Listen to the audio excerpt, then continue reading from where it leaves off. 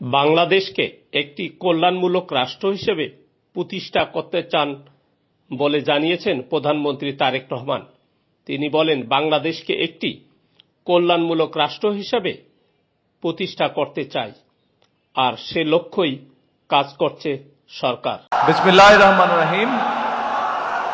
জাতীয় মৎস্য পক্ষ 2026-এর উদ্বোধন এবং জাতীয় মৎস্য পুরস্কার 2026 প্রদান অনুষ্ঠানের সম্মানিত সভাপতি, উপস্থিত মন্ত্রিপরিষদ সদস্যবৃন্দ, বিশিষ্ট ব্যবসায়ী, মৎস্যজীবী, আমার সামনে উপস্থিত সকল মুরব্বীবর্গ, এলাকাবাসী ভাই ও বোনেরা এবং সকল উপস্থিতিবৃন্দ, আসসালামু আলাইকুম।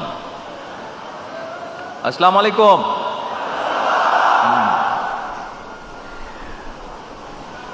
সম্মানিত উপস্থিতিবৃন্দ, দেশে মৎস্য উৎপাদন বৃদ্ধি, মৎস্য উৎপাদন সংক্রান্ত উদ্ভাবনী প্রযুক্তির ব্যবহার, গবেষণা প্রশিক্ষণ, জীববৈচিত্র্য সংরক্ষণ, মৎস্য রপ্তানি সম্প্রসারণ, মৎস্য খাতে কর্মসংস্থান সৃষ্টি এবং টেকসই মৎস্য উন্নয়নের অবদান রাখার স্বীকৃতি স্বরূপ আজ যেসব ব্যক্তি, সংগঠন ও প্রতিষ্ঠান জাতীয় মৎস্য পদক পেলেন, আমি শুরুতেই আপনাদেরকে জানাই আন্তরিক অভিনন্দন।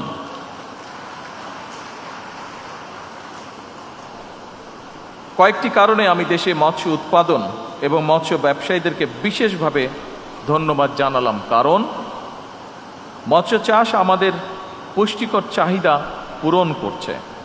মাছ চাষ, মাছ ধরা, পরিবহন, প্রক্রিয়াজাতকরণ এবং বিক্রয়, এই পুরো প্রক্রিয়ায় বহু মানুষের কর্মসংস্থানের সৃষ্টি হয়েছে। প্রান্তিক জনগোষ্ঠীর আয় বাড়াতে মৎস্য খাতের অতুলনীয় ভূমিকা রাখছে। নদীমাতৃক বাংলাদেশে পুকুর, বিল, হাওর, বাওর এবং অন্যান্য জলাশয় কাজে লাগিয়ে কিংবা অল্প জমি ব্যবহার করে মাছ চাষের মাধ্যমে স্বাবলম্বী হওয়ার সুযোগ রয়েছে এবং এ কারণে আমরা সিদ্ধান্ত গ্রহণ করেছি, সরকার সমগ্র বাংলাদেশে এরকম অনেক জলাশয় আছে, হাওর আছে, বিল আছে, পুকুর আছে, যেগুলি পড়ে রয়েছে বিনা কারণে। আমরা সিদ্ধান্ত করেছি এগুলোকে সংস্কার করার মাধ্যমে সরকারের পক্ষ থেকে আমরা এগুলোতে মাছের পোনা ছাড়তে চাই এবং যেই পুকুরগুলো বা যেই হাওর বিলগুলো যেই এলাকায়, যে জলাশয়গুলো যে এলাকায় হবে, সেই এলাকার তরুণ যারা আছেন তাদের মধ্যে সুন্দরভাবে আমরা একটা বন্টন করতে চাই, যাতে করে কর্মসংস্থানের ব্যবস্থা হয় তাদের। এ ব্যাপারে এরই ভিতরে আমি মৎস্য মন্ত্রণালয়ের দায়িত্ব নিয়োজিত আমাদের টুকুকে এর মধ্যে নির্দেশনা দেওয়া হয়েছে। প্রিয় উপস্থিতিবৃন্দ, সর্বোপরি চিংড়ি সহ বিভিন্ন মাছ ও মৎস্যজাত পণ্য বিদেশে রফতানি করে প্রচুর পরিমাণে বৈদেশিক মুদ্রা বাংলাদেশ অর্জন করছে।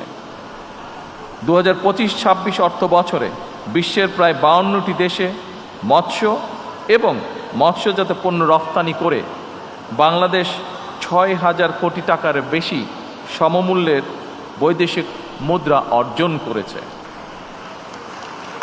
এবং এর কৃতিত্ব আমি মনে করি এখানে যে সকল উদ্যোক্তা আছেন যারা আজকে পুরস্কৃত হয়েছেন, যে সকল ব্যবসায়ী আছেন, যে সকল মৎস্য কৃষক আছেন সহ এই খাতে যারা সম্পৃক্ত প্রত্যেকটি মানুষ এটার এই ক্রেডিটের দাবিদার। প্রত্যেককে আমি জানাই আন্তরিকভাবে ধন্যবাদ। এবং এ কারণেই বর্তমানে সারা বিশ্বের কাছে এশিয়ার দেশগুলো ক্রমেই মিঠা পানির মাছ উৎপাদনের কেন্দ্রে পরিণত হতে চলেছে এবং এই ক্ষেত্রে বাংলাদেশের সম্ভাবনা অত্যন্ত উজ্জ্বল। আপনারা জানলে খুশি হবেন, গত জুন মাসে জাতিসংঘের খাদ্য ও কৃষি সংস্থা FAO প্রকাশিত একটি রিপোর্টে বলা হয়েছে, মাছ সহ জলজ প্রাণী উৎপাদনের ক্ষেত্রে বিশ্বে বাংলাদেশের অবস্থান পঞ্চম। তবে বিশ্বে আভ্যন্তরীণ জলাশয় থেকে মাছ আহরণে বাংলাদেশের অবস্থান দ্বিতীয়। অর্থাৎ বিশ্বের সব রকমের পরিসংখ্যানেই দেখা যায় মৎস্য চাষ কিংবা মৎস্য আহরণে বিশ্বে বাংলাদেশের সম্ভাবনা অত্যন্ত উজ্জ্বল। বর্তমানে এই উজ্জ্বল সম্ভাবনা থাকার ফলে আমরা যদি পরিকল্পিতভাবে পরিশ্রম করি, এখান থেকে বহু মানুষের কর্মসংস্থান যেমন হবে, একই সাথে আমরা আরও অনেক বেশি পরিমাণের বৈদেশিক মুদ্রা অর্জন করতে সক্ষম হব।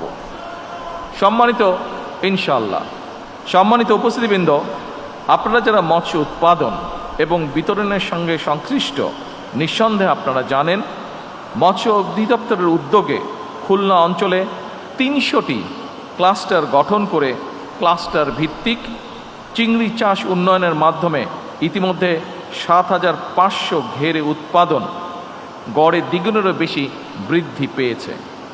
পাশাপাশি কক্সবাজার জেলার চকরিয়া উপজেলায় 7,000 একর জমিতে চিংড়ি চাষ উন্নয়নের জন্য অবকাঠামো উন্নয়ন সহ শ্রিম সিটি মাস্টার প্ল্যান প্রণয়ন করা হয়েছে। এর ভিতরে শুধু চিংড়িই নয়, বাংলাদেশের ঐতিহ্য ইলিশ মাছ উৎপাদন এবং সংরক্ষণের ব্যাপারেও সরকার গুরুত্বপূর্ণ পদক্ষেপ গ্রহণ করছে। ইলিশ শুধু জাতীয় মাছ কিংবা একটি অর্থনৈতিক সম্পত্তি নয়, এটি বাংলাদেশের জিআই পণ্য হিসেবেও বিশ্বে স্বীকৃত। দেশের মোট মৎস্য উৎপাদনে ইলিশের অবদান প্রায় 10%, যা দেশজ জিডিপির 1%-এরও বেশি। 2003-04 সালে বিএনপি সরকারের সময় Ilsha fisheries management action plan প্রণয়ন করা হয়েছিল, যার ফলে পরবর্তীতে ইলিশ মাছের উৎপাদন সমগ্র বাংলাদেশে অনেক বেশি পরিমাণে বৃদ্ধি পেয়েছে। সম্মানিত উপস্থিতিবৃন্দ, বাংলাদেশে প্রায় 14 লক্ষ নারী, বর্তমানে দেশের প্রায় 2 কোটি মানুষ প্রত্যক্ষ কিংবা পরোক্ষভাবে মৎস্য খাতের উপরে নির্ভরশীল এবং সে কারণেই এই সেক্টরকে নির্বিঘ্ন এবং নিরাপদ রাখতে সরকার বিশেষ দায়িত্ব বলে মনে করে। বর্তমান সরকার মৎস্য, পশু সম্পদ এবং জলজ খাতকে অগ্রাধিকার তালিকায় রেখেছে, কারণ আমরা যদি আমাদের আবহমান কালের ঐতিহ্য দেখি, অর্থনীতি দেখি, আমাদের দেশের বহু কোটি মানুষ এই পেশাগুলোর সাথে সম্পৃক্ত। উপস্থিতিবৃন্দ, মৎস্য সেক্টরের বিকাশ এবং মৎস্য চাষী এবং জেলেদের জীবন জীবিকার উন্নয়নে সরকার অত্যন্তভাবে আন্তরিক এবং এরই অংশ হিসাবে মৎস্য চাষীদেরকে কৃষক কার্ডের আওতায় আনা হবে এবং হয়েছে এর মধ্যে। একই সঙ্গে জেলেদের পরিচয়পত্র প্রদান ও নিবন্ধন কার্যক্রমও চলমান রয়েছে। 2026-27 অর্থ বছরের প্রথমবারের মতন সুন্দরবন এবং হাওর অঞ্চলে মৎস্য আহরণ নিষিদ্ধকালীন জেলেদের ভিজিএফের আওতায় আনা হয়েছে। উপস্থিতিবৃন্দ, যদি আমরা প্রত্যেকটি মানুষ আন্তরিক হই, আমি বিশ্বাস করি বাংলাদেশের ভাগ্য উন্নয়নে মৎস্য এবং পশু সম্পদ যুগান্তকারী ভূমিকা পালন করতে পারে। আপনারা জেনে খুশি হবেন, বাংলাদেশের ইতিহাসে প্রথমবারের মতন গত জুন মাসে নাইজেরিয়াতে হ্যাচিং ডিম রফতানি করা হয়েছে। এভাবে বিদেশে নিত্য নতুন পণ্যের বাজার খুঁজে বের করার জন্য আমি উদ্যোক্তা বা ব্যবসায়ীদের প্রতি আন্তরিক আহ্বান জানাই এবং এক্ষেত্রে সরকারের কোনো সহযোগিতা প্রয়োজন হলে আমাদেরকে জানাবেন, আমরা আমাদের সর্বোচ্চ দিয়ে আপনাদেরকে সহযোগিতা করব ইনশাআল্লাহ।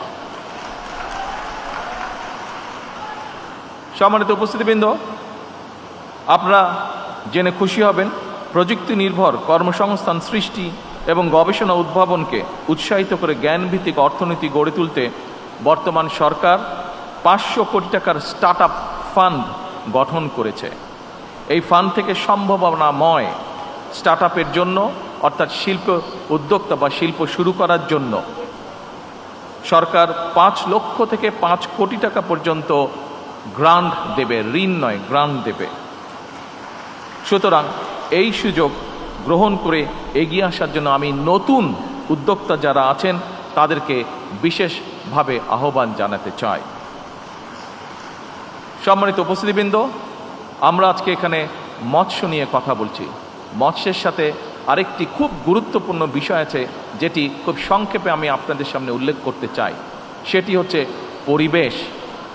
যে কোনোভাবেই হোক, যেভাবেই হোক, যে কারণেই হোক, আমরা খেয়াল করে দেখছি আমাদের খাল বিল নদী নালা যে সকল হাওড় বিল যে সকল আছে সবগুলোর পরিবেশ ধীরে ধীরে আমাদের ব্যবহৃত বিভিন্ন যে আবর্জনা আছে, বিভিন্ন রকম টিস্যু পেপার, প্লাস্টিক, পানির বোতল, এইসবের কারণে ধীরে ধীরে এই জলাশয়গুলোর পরিবেশ নষ্ট হয়ে যাচ্ছে।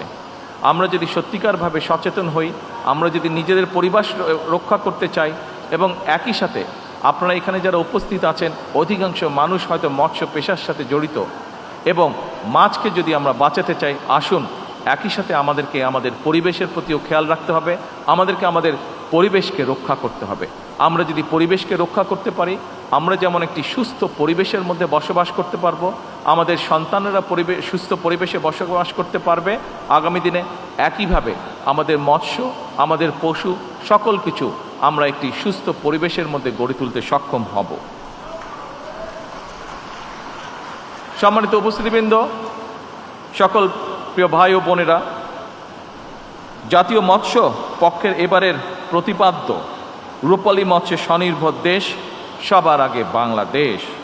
আসুন আমরা সবাই মিলে জলজ সম্পদ সংরক্ষণ, পরিবেশ বান্ধব ও টেকসই মৎস্য চাষ এবং বিতরণ, মাছের উৎপাদন, আহরণ এবং উৎপাদনশীলতা বৃদ্ধির মাধ্যমে একটি পুষ্টি সমৃদ্ধ, আত্মনির্ভরশীল এবং সমৃদ্ধ বাংলাদেশ গড়ে তুলি।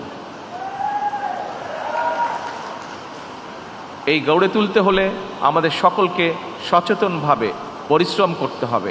আমাদের 20 কোটি মানুষের 40 কোটি হাতকে কাজে লাগাতে হবে, যাতে আমরা আমাদের দেশটিকে সুন্দরভাবে গড়ে তুলতে পারি। পরিশেষে আমি জাতীয় মৎস্য পক্ষ 2026-এর শুভ উদ্বোধন ঘোষণা করে আমার বক্তব্য শেষ করছি। আল্লাহ হাফেজ। বাংলাদেশ জিন্দাবাদ।